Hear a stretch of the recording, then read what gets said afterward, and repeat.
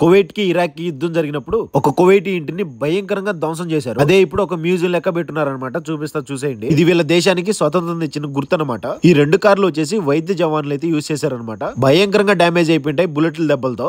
దూరంగా కనిపిస్తున్న pyramid machine తో కొడితే ఇంటి లోపల గోడలన్నీ పగిలిపోయి బొక్కలు పడిపోయినాయి.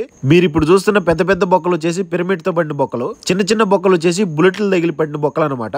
1991 అయితే కువైట్ కి ఇరాక్ కి యుద్ధం జరిగింది. 19 మంది కువైటీ జవాన్లు ఇంట్లో ఉంటే ఇరాక్ వాళ్ళు దాడి చేసినప్పుడు 12 మంది అయితే స్పాట్ లో డెడ్ అయిపోయారు అనమాట. తరతరాలకు గుర్తుండేలాగా అప్పుడున్న షేక్ జాబీర్ అల్ అహ్మద్ ఆల్ సబా గారు దీన్ని అయితే మ్యూజియం చేశారనమాట. అప్పట్లో వీళ్ళు యూజ్ చేసిన చిన్న చిన్న గన్నుల దగ్గర నుంచి మిషన్ గన్నులు, పెద్ద పెద్ద పిరమిడ్ల వరకు ఇక్కడైతే షో చేసి పెట్టున్నారు.